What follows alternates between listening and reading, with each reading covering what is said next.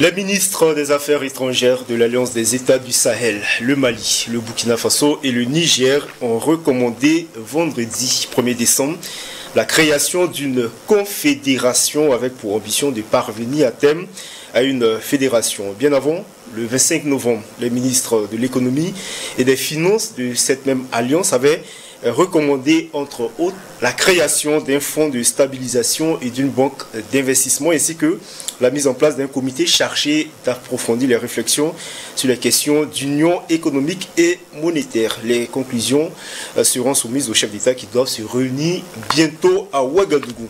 À Bamako, pardon.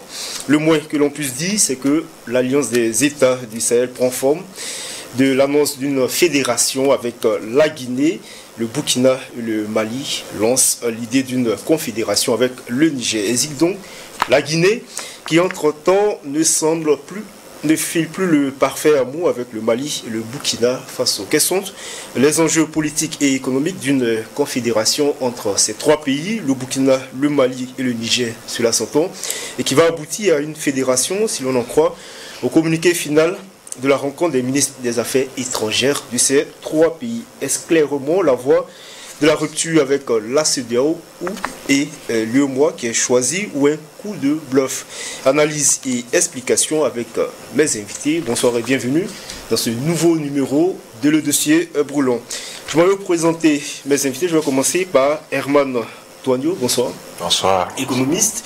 Vous êtes le secrétaire exécutif du CRAFP qui est le Centre d'études et de recherche appliquées en finances publiques. En face de vous, Dr Olo Pépin Yen, bonsoir. Bonsoir. Politologue. Oui. Vous êtes également chercheur au CNRST, qui est le Centre national de recherche scientifique et technologique. Merci. Et puis enfin, notre troisième vis-à-vis, c'est le Dr Nongeneba Benjamin Zumba, bonsoir. Bonsoir, monsieur. Docteur en sciences de gestion, vous êtes spécialisé sur les questions de stratégie et d'entrepreneuriat. Vous êtes enseignant-chercheur à l'université Thomas Sankara. Tout à fait. Bonsoir à vous, merci d'avoir répondu à notre invitation. Alors on va commencer par de la pédagogie, expliquer les thèmes, ce que c'est qu'une fédération ou une confédération. On va commencer avec Dr Olo Pépin Yen, qui est politologue, je le rappelle, je précise, et chercheur au CNRST. D'abord, qu'est-ce que les citoyens, qu'est-ce que les populations doivent comprendre par confédération et fédération? On va commencer par la confédération. Ok, merci donc M. Lassane Ouedraogo pour nous avoir donné cette opportunité donc de mener une réflexion géopolitique sur l'actualité sous-régionale. Et effectivement, la notion de fédération et de confédération est prête un peu à confusion pour certains profanes. Mais quand même, il faut dire qu'il y a quand même quelques nuances qu'il convient de préciser. D'abord, l'État confédéral, un État confédéral, il faut dire que c'est une association libre d'États et qui décide donc par un traité international de former une alliance politique sans pour autant renoncer à leur propre souveraineté. Voilà, donc c'est ça une confédération. C'est l'acte politique, mais en même temps, les États qui sont partis signataires de cet acte politique gardent leur souveraineté. Leur souveraineté, okay. Oui, c'est une association d'États. Voilà. Et l'État confédéral ici vise la mise en commun des compétences d'ordre notamment économique, militaire et surtout diplomatique. Voilà. Donc c'est donc une forme de regroupement assez souple, voilà, qui n'est pas rigide parce que chaque État ici a la liberté de se retirer voilà, à n'importe quel moment si toutefois l'État ne se retrouve plus dans cette union. Permettez-nous peut-être de relever la nuance comme vous l'avez relevé, et pour que les populations comprennent, ces États-là gardent leur souveraineté, oui, en même temps ils mettent en commun justement la diplomatie, la sécurité, qui sont quand même des domaines souverains et qui restent souverains. Oui, là c'est une mise en commun ici de certaines compétences. Voilà, que ces États-là essaient de... Ces États vont donc... Ce n'est pas un transfert, mais c'est une association voilà, de ces compétences-là. C'est dit pour adopter une diplomatie commune, une politique économique commune et une politique sécuritaire commune. Donc ce sont des domaines de compétences que la Confédération définit. Voilà, et c'est ça qui fait la mise en commun. Et en l'espèce, si on s'en tient à ce qu'il a dit, le Burkina garde son ministère des Affaires étrangères, le Mali et le Niger, ainsi de suite. Ça, oui, oui, c'est que Monsieur Yen a dit exact. Et il faut dire aussi que la naissance des confédérations vient souvent pour répondre à une nécessité. C'est-à-dire que les États qui s'associent librement font face à des difficultés où ils estiment qu'il y a nécessité de se mettre ensemble, en commun. Ça peut même être pour un temps, le temps de gérer ou de régler le problème auquel ils font face. Et après donc le règlement de ce problème-là, souvent les confédérations même disparaissent, soit en passage par une union, soit en revenant à l'ordre ancien. Okay. Voilà, l'ancien ordre. Donc, c'est comme on l'a dit, chaque État garde sa souveraineté, même si certaines compétences qu'on juge nécessaires d'unifier, voilà, sont justement unifiées pour pouvoir donc relever les défis qui s'imposent à ces États-là. Et là, quand vous dites certaines compétences, comme le docteur Yen l'a relevé, il peut s'agir justement de la diplomatie, de la sécurité. De la sécurité, de l'économie, par exemple la construction des infrastructures structurantes, et même souvent par exemple comme les centrales nucléaires, pour répondre à un besoin énergétique. Voilà, qui est un défi pour ces pays-là qui ont constitué. Donc, c'est aussi, j'allais dire, une forme d'association qui contribue à l'amélioration des relations commerciales entre ces pays et aussi à l'ancrage du socle même entre les communautés de ces pays-là. Parce qu'il y a aussi l'aspect culturel souvent qui s'invite, et quand on sait que c'est un défi, justement ces États-là se mettent ensemble pour pouvoir donc y aller. Mais comme on l'a dit, le caractère contraignant n'est pas aussi fort que dans les autres formes, j'allais dire, d'associations d'États, comme la fédération, et je sais que peut-être le docteur va revenir là-dessus. On va revenir là-dessus. Voilà. Docteur Zumba, vous avez la même définition que vos prédécesseurs? Alors, merci encore une fois de plus pour cette occasion que nous avons d'échanger sur ces questions d'actualité du moment, mais aussi des questions longues, n'est-ce pas, qui définissent en tout cas, sont censées à quelque part structurer notre avenir. Donc, effectivement, je suis d'accord avec ce que les deux co-débattants ont déjà eu à dire. Peut-être ce que je vais rajouter, c'est dire déjà que effectivement, il faut comprendre la confédération comme étant, en général, en tout cas, toutes les pratiques qu'on a connues jusqu'à là, c'est d'abord des régimes de transition. Donc, soit c'est pour aller vers une union, ou encore pour quitter une union. Voilà. Donc, ça, c'est la première différence qu'il faut effectivement rappeler. Mais aussi, comme ils l'ont dit, on essaie de mettre ensemble des compétences, des ressources, et c'est aussi, et avant tout, des intérêts communs qu'on essaie de poursuivre. Donc c'est dans le cadre de la poursuite des intérêts communs qu'on peut effectivement donc être amené à mettre un certain nombre de ressources partagées, voilà, qu'on essaie de partager certaines ressources. Donc ça c'est aussi un autre élément qu'il faut souligner. Peut-être ce qu'il faut ajouter, c'est vrai qu'on a évoqué les questions de compétences diplomatiques et autres. Alors, c'est vrai, ce qu'il faut justement rajouter à ce niveau-là, à la différence des fédérations, le docteur Pépin l'avait rappelé un petit peu, mais il faut comprendre justement que ces compétences qui peuvent relever de certains domaines comme la diplomatie et autres, c'est vraiment c'est mis en commun de manière transitoire. Donc il n'y a pas une souveraineté qui est transférée à un autre État, parce que c'est des domaines quand même qui sont régaliens, étant donné que chaque État garde sa souveraineté. Sur la question, est-ce que les domaines de compétences comme la diplomatie, la sécurité et les finances, qui sont quand même des domaines de souveraineté des nations, sont mises en commun ou voilà. Je crois que c'était ça la question. Oui. Peut-être Emma va revenir là-dessus. Oui, merci. Je crois bien que nous avons bien campé le décor. Pour lever l'équivoque. Voilà, pour lever l'équivoque.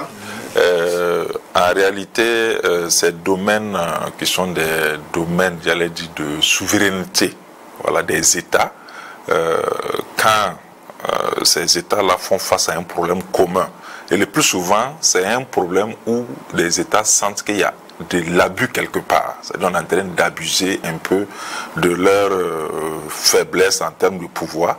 Donc ces États décident de se mettre ensemble et de mettre aussi ces compétences ensemble pour pouvoir être plus forts ensemble. Vous dites que l'idée peut-être d'une confédération naît d'un besoin, oui, ou peut-être d'une faiblesse constatée. C'est ça. Okay. Et sur le plan historique, comme l'a relevé docteur Nongdemba, en réalité, ailleurs, c'était pour faire plier, voilà, des régimes où, c'est-à-dire d'autres États se sentaient un peu en marge de la prise de décision. Donc, elles se mettent ensemble pour pouvoir... Et là, la confédération peut aboutir à une union, comme on l'a dit, pour même mettre maintenant ensemble, de façon définitive, les compétences, les domaines de souveraineté, et puis les gérer dans le cadre d'une fédération, ou bien carrément revenir à l'ordre ancien, où chacun revient sur ses plates-bandes et les gère selon son entendement. Donc c'est pour répondre, pour moi, hein, comme on l'a dit, c'est transitoire, c'est pour répondre à un besoin du moment.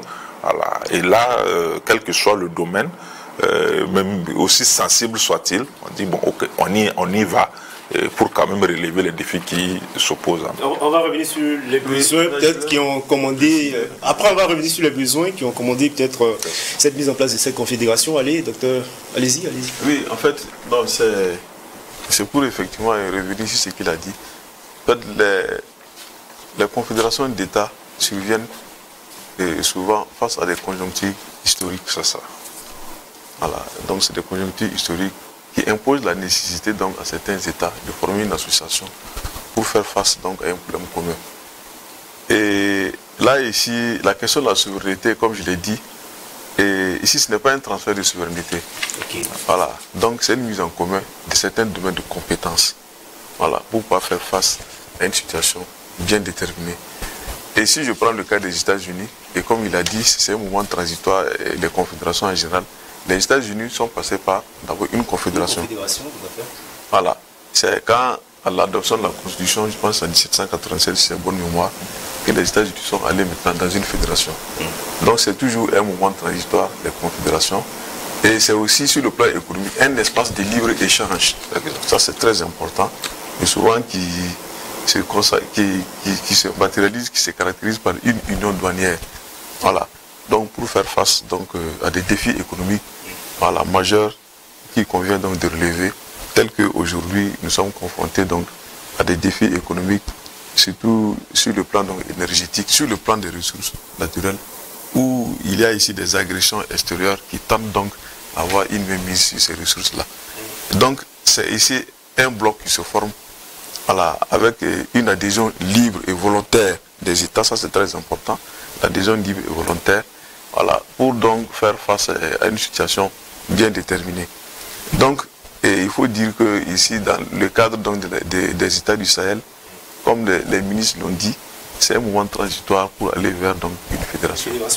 Justement, peut-être avant de vous donner la parole, vous voulez réagir sur la confédération ou la fédération? Parce qu'on allait permettre à Dr Pipin de revenir sur la définition justement de ce que c'est qu'un État fédéral, si c'est le cas, ou... Oui, je voulais réagir rapidement sur la confédération, deux éléments. Alors justement, pour quelques éléments qui caractérisent la confédération. Hein. En général, les confédérations, les membres d'une confédération ont le droit de veto, c'est-à-dire toutes les décisions généralement qui sont prises, il faut qu'il y ait une sorte d'unanimité. Donc s'il y a un État qui n'est pas d'accord, donc la décision en général ne passe pas. Alors que si par exemple vous prenez la fédération, là, même si les décisions de l'État fédéral s'imposent aux autres États. Voilà.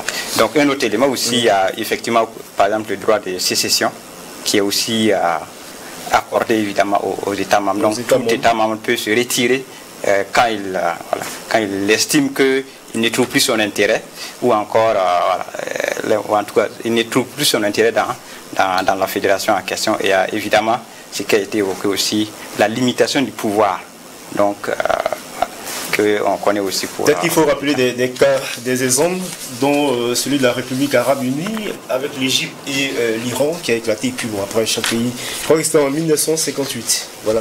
Et on revient sur la définition de l'État fédéral. Oui, en ce qui concerne l'État fédéral, il faut dire que l'État fédéral donc, est composé des entités politiques souveraines qu'on appelle États fédérés. Voilà. Et l'État fédéral ici cherche à encadrer les États fédérés et non chercher à les absorber. C'est-à-dire qu'il ne s'agit pas ici de dissoudre des États pour former un cadre unitaire, un État unitaire. Mais il ne s'agit pas de là. Donc ici, l'État fédéral est déterminé par donc, une superstructure juridico-politique chargée donc d'encadrer les États membres de la fédération. Donc ce qui voudrait dire que ces États sont unis par une constitution fédérale en général. Et chaque État ici détient une constitution qui est propre à elle et détient donc des pouvoirs exécutifs, législatifs et judiciaires. Voilà. Donc c'est dire que ici les États fédéraux ici jouissent d'une certaine autonomie de gestion. Voilà. Et le fédéralisme en général est caractérisé par 3 principes fondamentaux. Alors, pour qu'on vous comprenne, si le Burkina et le Mali, le Niger, en viennent à une fédération, il y a une constitution qui concerne, enfin, qui appartient à tous ces 3 pays, mais ces pays gardent tout de même leur constitution propre à elle. Si oui. C'est-à-dire dans l'État fédéral, il y a une certaine autonomie au niveau des États, quant à l'administration des États. Mais il y a une superstructure juridico-politique placée au-dessus de ces États et chargée donc de coordonner la vie de ces États-là. Donc c'est pour ça que je parlais ici des principes organisateurs du fédéralisme. C'est-à-dire il y a 3. D'abord, le premier principe, c'est le principe de la superposition. C'est la superposition des ordres juridiques. Ce qui veut dire, comme je l'ai dit, chaque État garde son ordre juridique. Mais il y a un ordre juridique supra, chargé donc de réguler donc, c'est-à-dire la vie de la fédération. Voilà. Et en plus de ça, il y a l'autonomie. L'autonomie, notamment au plan donc, de la législation, chaque État garde sa législation. Quand vous prenez les États-Unis, par exemple, la peine capitale. La peine capitale n'est pas légale dans tous les pays. Oui, la peine de mort n'est pas légale dans tous les pays. Il y a des pays qui l'ont adopté comme des pays qui ne l'ont pas adopté. Et aussi, il y a le principe de participation. Chaque État ici doit participer à l'élaboration et à l'exécution de la loi fédérale et aussi à la modification de la Constitution fédérale. Voilà un peu ce qui caractérise donc l'État fédéral. Mais ce qu'il faut retenir, c'est un transfert de souveraineté d'un État souverain vers un État fédéral. C'est-à-dire qu'un État composé. C'est de ça qu'il s'agit. Est-ce qu'il faut opposer confédération et fédération? Non. On ne peut pas opposer confédération et fédération parce que ce ne sont pas les mêmes formes, comme l'a dit le docteur. Dans un État fédéré, ou un État fédéral plutôt, on a un transfert de compétences, c'est-à-dire les États fédérés renoncent à des pouvoirs que l'État fédéral va gérer en les encadrant, en disant bon, ok, voici les orientations vers lesquelles nous allons aller et régule un peu les États fédérés. Mais cela n'enlève pas l'autonomie de ces États-là aussi par rapport à un certain nombre de pouvoirs. Donc, c'est-à-dire, il y a la possibilité, bien sûr, d'avoir un ordre juridique, c'est-à-dire, ces États ont un ordre juridique, ils peuvent décider bon, si vous voulez, d'adopter la peine capitale ou la peine de mort ou de ne pas le faire. L'autre part, c'est que même sur le plan sécuritaire, le plan militaire, il y a comme une rénonciation, mais les États fédérés gardent quand même une réserve sur le plan, un pouvoir militaire au niveau des États fédérés. Mais il y a quand même une régulation des forces armées au niveau fédéral. Donc c'est ce qui fait que souvent on a l'impression que bon, on peut fait rapidement l'amalgame entre les États, la confédération et la fédération, alors que bon, il y a quand même des nuances assez importantes. Il n'y a pas beaucoup d'États confédérés dans le monde. Je veux dire, très vite, les États confédérés ont été soit transformés, comme vous l'avez relevé, en États fédérés ou en Union, ou elles sont revenues à l'ordre ancien, voilà, comme l'Égypte et la République islamique d'Iran. Allez-y. Oui. Alors justement, je voudrais rajouter qu'on peut quand même avoir des nuances par rapport donc aux définitions, aux comparaisons entre les deux, parce que l'autonomie effectivement qui est évoquée par M. Douaneau et puis M. Pépin, je dirais que l'autonomie elle n'est pas totale, elle est relative. Okay. Alors, elle est relative pour l'État fédéral, pour les États fédérés, alors que si vous prenez pour les États dans la Confédération, l'autonomie est totale. Donc ça, c'est une différence fondamentale. C'est-à-dire que, comme ils l'ont dit, c'est régulé. Il y a certaines compétences qui sont réservées uniquement à l'État fédéral. Donc, par exemple, si on prend en général le cas de la monnaie, par exemple, si vous prenez l'exemple des États-Unis, comme il a évoqué, la monnaie, le dollar, c'est uniquement au niveau de l'État fédéral qu'on peut battre monnaie.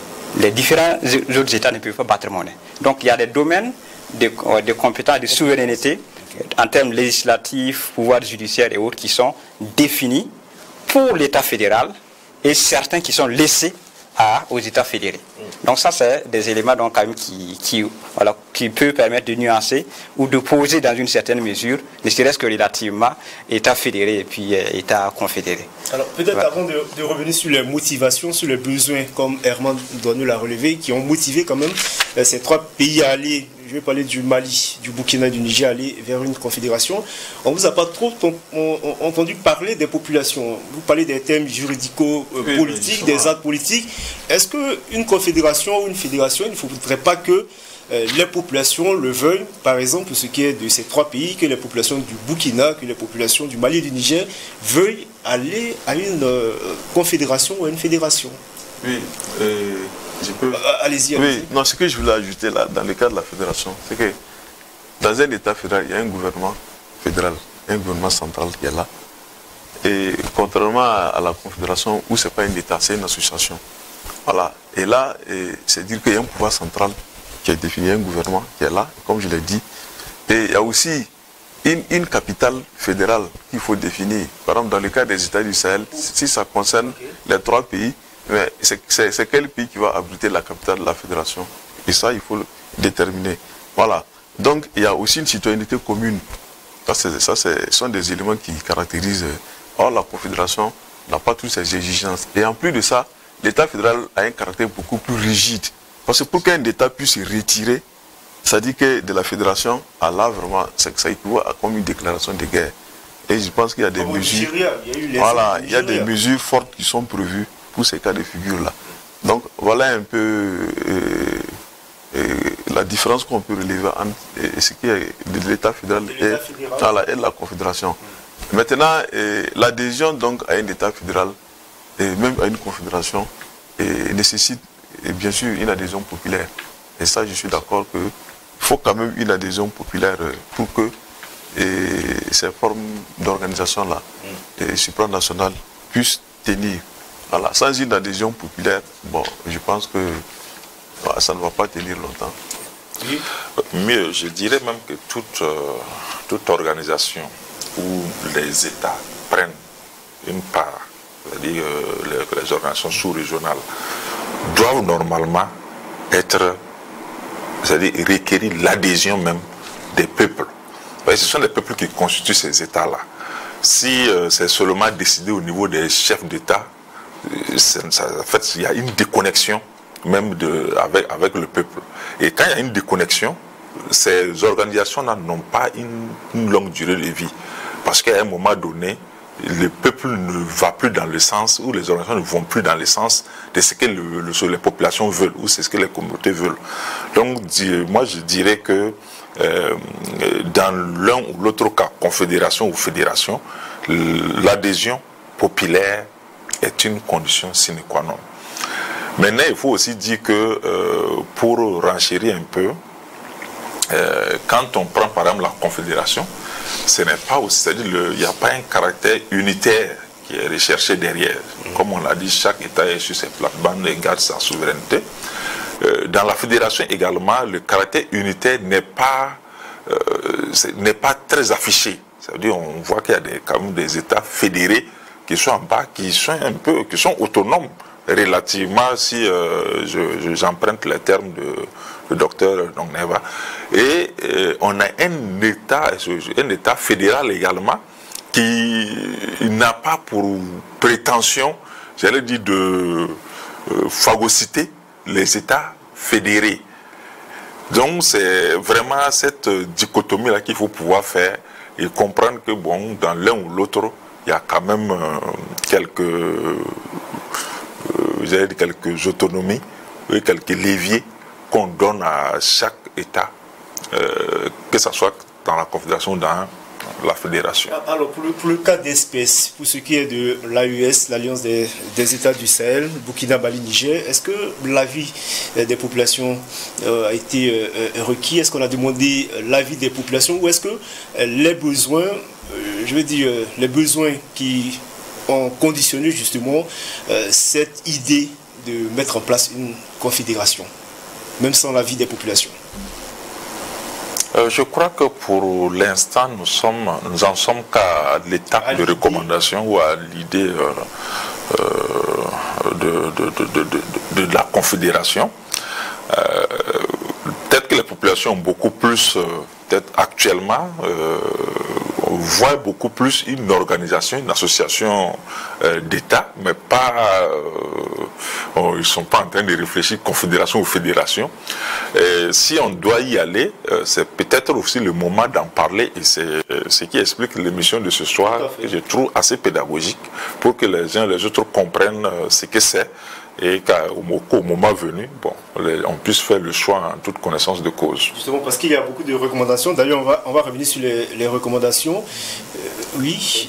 Je voudrais réagir justement sur la question donc de l'implication de la population. Je pense qu'elle est indispensable. Alors, mais peut-être que pour le niveau confédération, à la limite, on peut se dire peut-être que ça peut être compréhensible a priori. Compréhensible dans la mesure où, au sens classique de la définition qu'on a donnée de la confédération ici, on peut dire que l'AES, même avant l'AES, le Burkina est plus ou moins dans des sortes de confédérations. L'UEMOA, c'est une sorte de confédération, le G5, ainsi de suite. Donc ça, on peut se dire que, bon, on était plus ou moins, la population a plus ou moins déjà accepté cela. Donc ce n'est pas une nouveauté en tant que telle, la confédération. Donc l'AES, à la phase actuelle, ce n'est pas une nouveauté en tant que telle. Donc la population est déjà dans cette dynamique-là.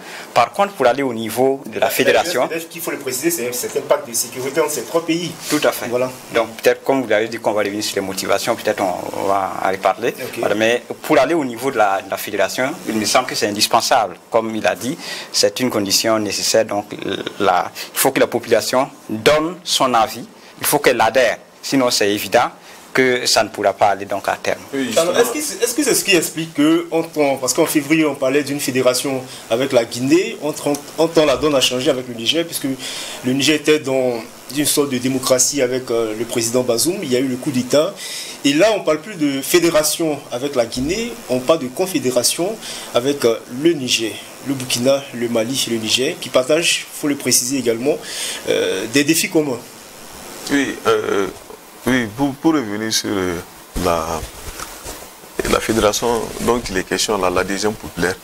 Bon, effectivement, comme je disais, la confédération, c'est les chefs d'État, donc c'est les États qui décident par un traité international, voilà, de s'associer dans une confédération. Voilà, les traités internationaux, selon notre constitution, je pense, ça relève des prérogatives présidentielles. Mais ce qui concerne des unions politiques telles que la confédération et l'État fédéral, là, je pense que l'adhésion populaire se fait par voie référendaire. Voilà. Et je pense que c'est ce que notre constitution a prévu. Mais dans ce cas précis, la question électorale même était un problème. Voilà. Dans la mesure où même, aujourd'hui, il y a une remise en cause même de cette question électorale-là par l'insécurité ambiante dans laquelle nous nous trouvons. Voilà. Donc, c'est dire que lorsque le moment viendra d'aller à l'étape ultime, qui est la fédération, là, il va falloir trouver le moyen, en tout cas, de consulter donc, les populations et pour susciter de façon formelle leur adhésion donc, à cette union politique-là. Mais on peut relever que nous sommes allés à des unions sans consultation populaire. La CEDEAO, on a consulté qui? Le mois, Sensat, et tout ça, on a consulté qui avant d'aller? Mais ça n'a pas posé de problème. Voilà, nous y sommes et bon voilà, et on fait ce qu'on peut. Voilà. Donc du coup, oui, voilà. Donc du coup, nous sommes allés dans des unions politiques comme des unions économiques sans consulter les populations. Mais ça n'a posé aucun problème. Parce qu'à terme, je précise, la confédération va se muer en fédération. Oui. Voilà. Oui, là en ce moment, il va falloir trouver le moyen ici de consulter les populations.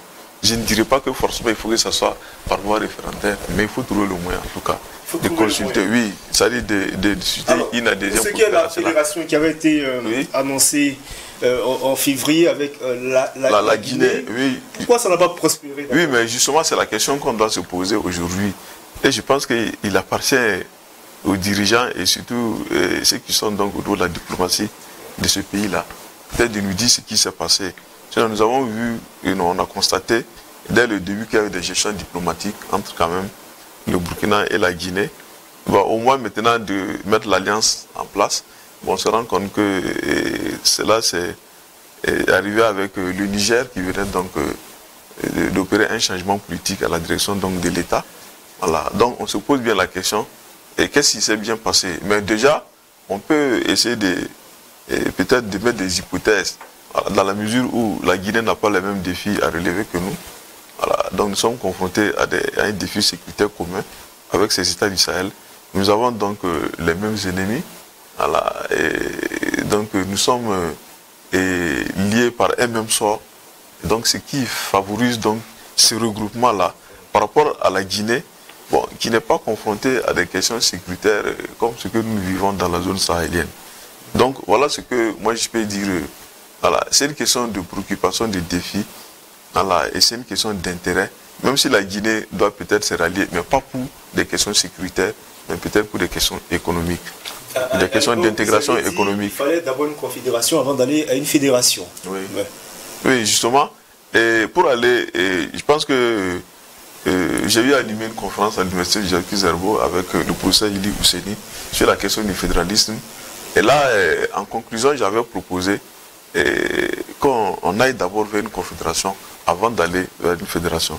La confédération va nous permettre donc de consolider l'intégration entre ces trois États, voilà, et de bâtir ici un cadre juridique et une architecture institutionnelle assez robuste, solide, qui doit nous permettre donc d'aller vers une fédération. Parce que quand on regarde les unions politiques qui ont échoué, c'est dû à quoi?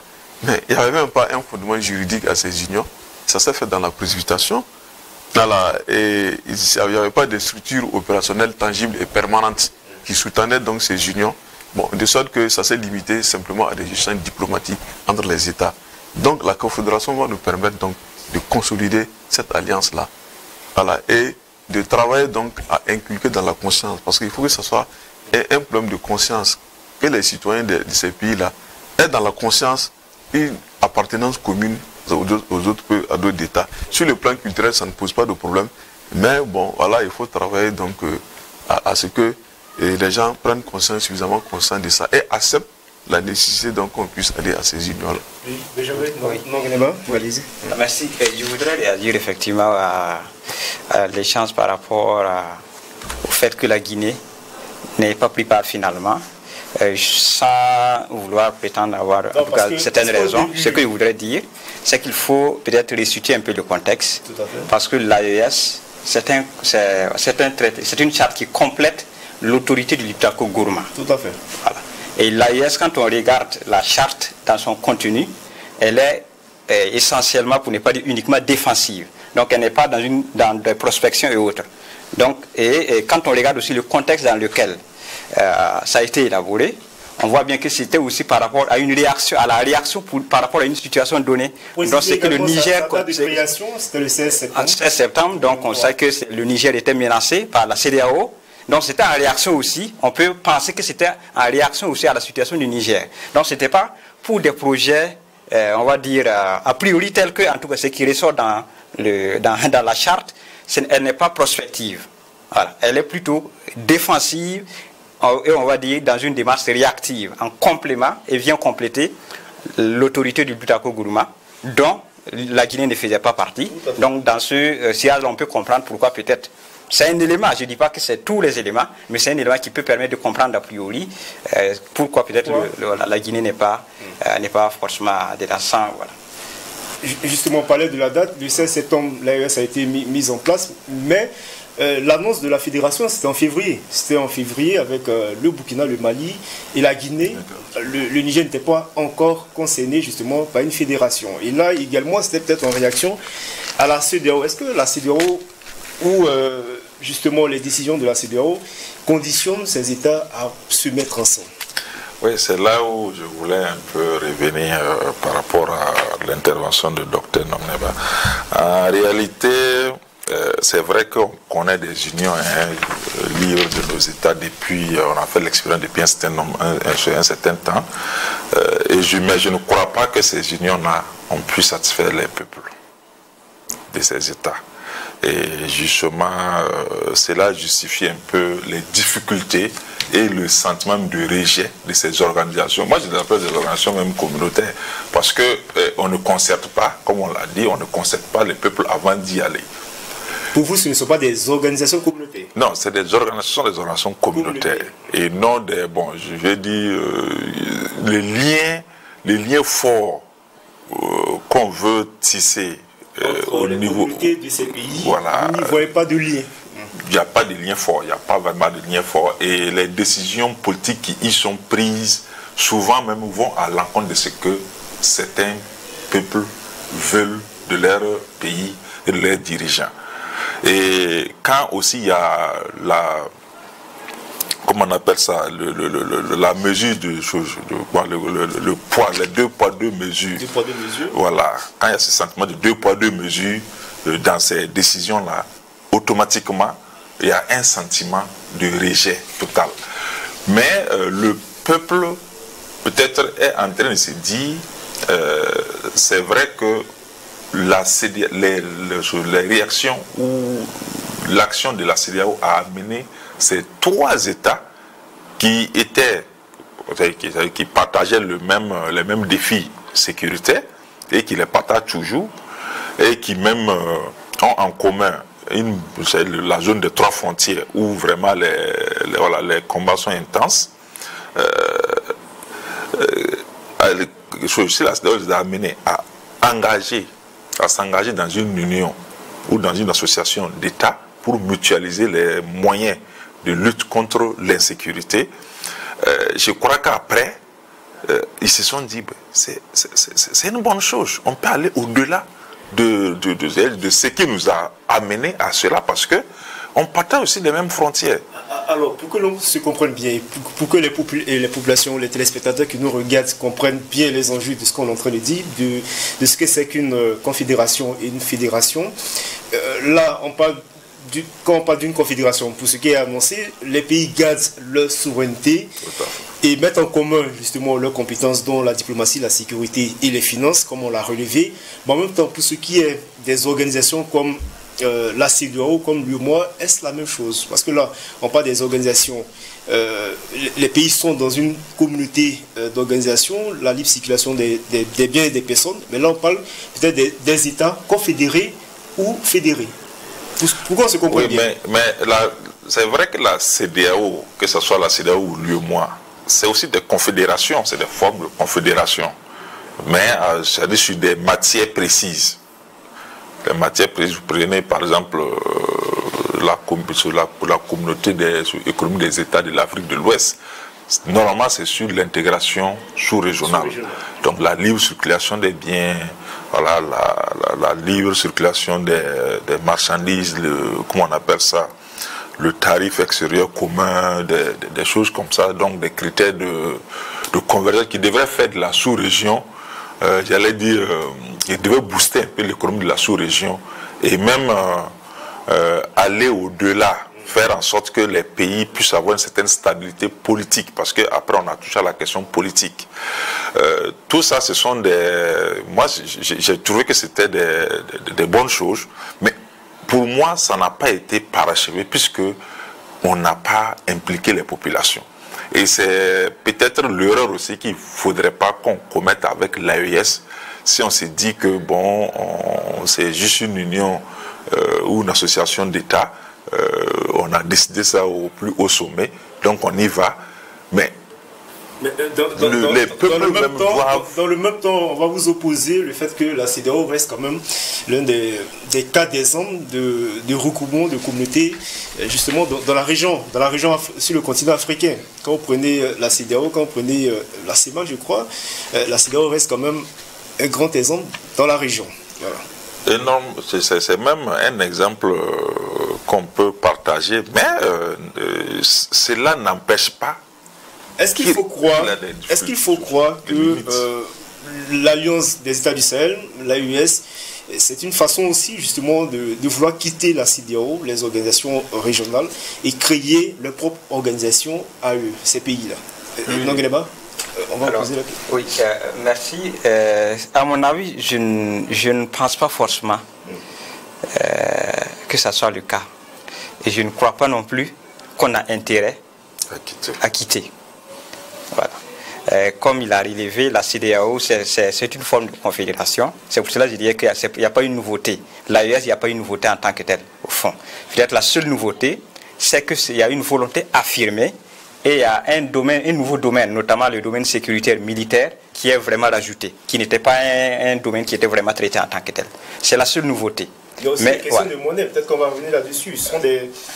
Ça revient beaucoup dans les discussions. Il y a dans les recommandations des ministres de l'économie et des finances, il y a la création d'une compagnie aérienne qui est commune aux États de l'AES, et puis la mise en place d'un fonds de stabilisation et d'une banque d'investissement, ou encore l'élaboration d'une stratégie commune d'industrialisation des pays membres de l'Alliance. Beaucoup de recommandations.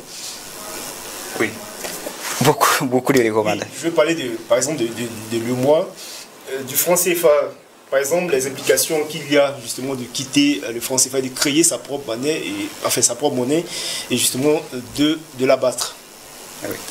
Alors, moi, je pense que déjà le premier intérêt qu'on a avec ces éléments qui sont annoncés, je ne regarde pas le fond déjà, mais ces projets qui sont annoncés, déjà, je pense que la première chose qui est appréciable, c'est que ça permet de faire une pression déjà sur l'UEMOA et autres. Peut-être que ça va les amener, CEDEAO, à accélérer. Vous dites que c'est un coup de bluff? C'est possible. Je pense que c'est possible. C'est possible. Mais je trouve que voilà. Oui, je pense que c'est plus une pression. Étant donné que je ne pense pas qu'on va quitter la CEDEAO. On ne peut pas être en concurrence. On ne peut pas être en concurrence directe sur certains domaines avec ce que la CEDEAO fait et ce que l'UEMOA fait. Donc, soit on est avec la CEDEAO, l'UEMOA, et on agit sur des domaines complémentaires qui ne sont pas couverts jusqu'à là, ou encore on quitte. En tout cas, on ne peut pas faire la même chose en étant avec la CEDEAO. Alors que je n'ai pas l'impression, et je ne pense pas non plus qu'on va quitter la CEDEAO. Montrez rapidement avant de donner la parole à Dr Olo, qui piace d'impatience. Oui, je crois également que même si la CEDEAO a des limites, aujourd'hui, nous ne gagnons rien.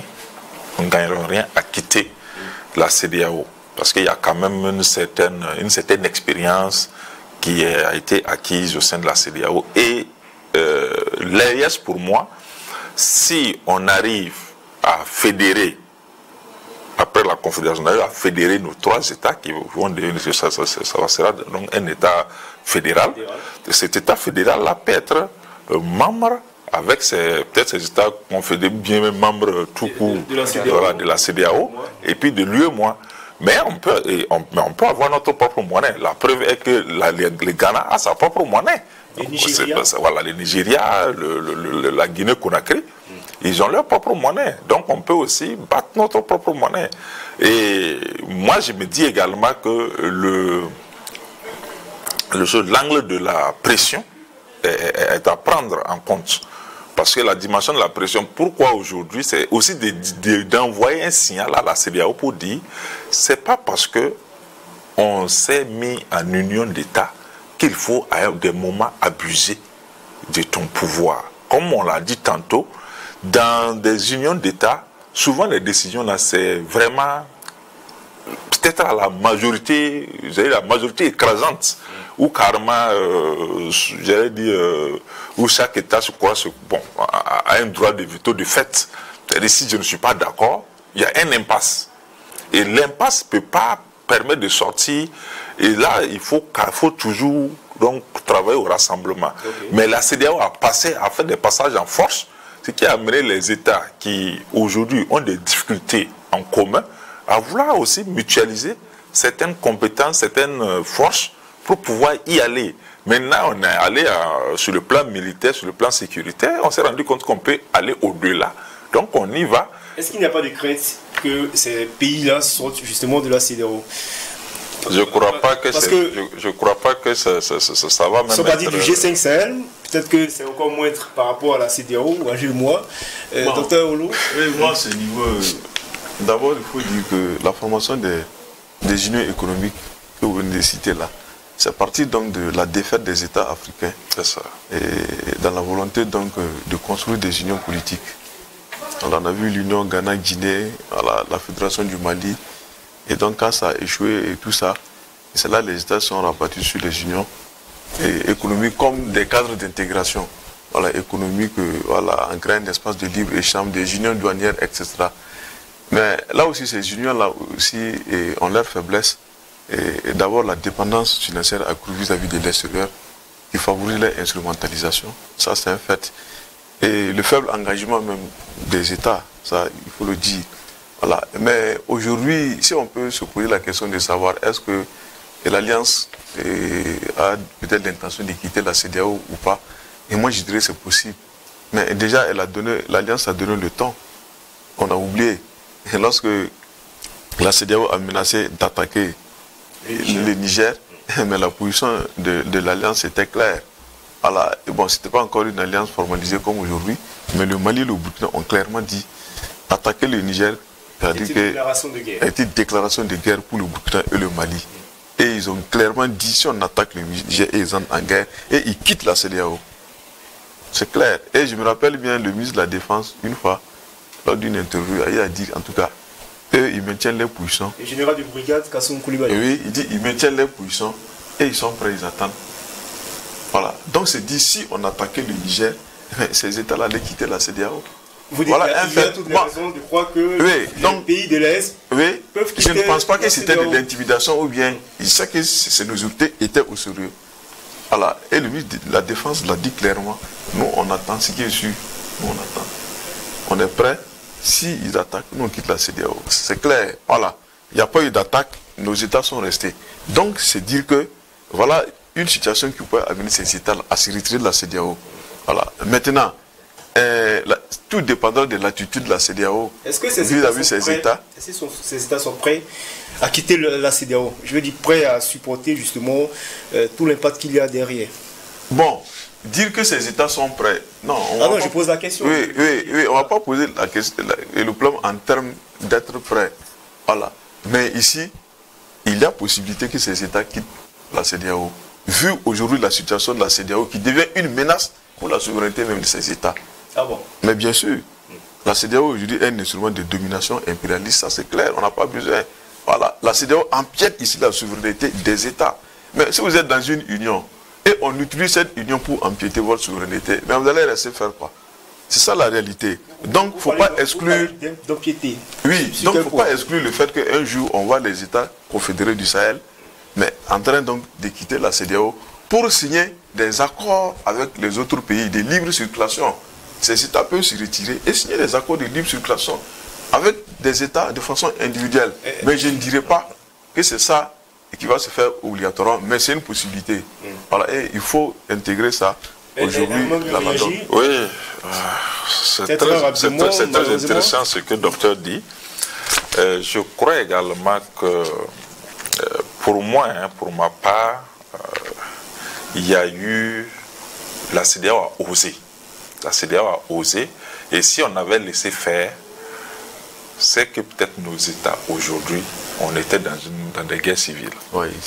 Et c'est pour cela que ces 3 États-là qui sont dans des régimes militaires et d'exception, se sont dit, bon, pourquoi ne pas se mettre ensemble? D'autant plus que c'est eux qui savent, ils sont dans une union, ils gardent leur souveraineté. Donc ces États ont dit, bon, non, on reste. Et pour qu'à l'avenir, il n'y ait pas de lenteur dans la réaction, on décide de se mettre ensemble. On décide de coordonner nos actions ensemble. Maintenant, là où je dis quand même que la CEDEAO, c'est vrai que je suis d'accord avec vous, hein, que c'est un instrument impérialiste, de domination impérialiste, et qu'on souvent on amène nos États à faire certaines choses contre les grés.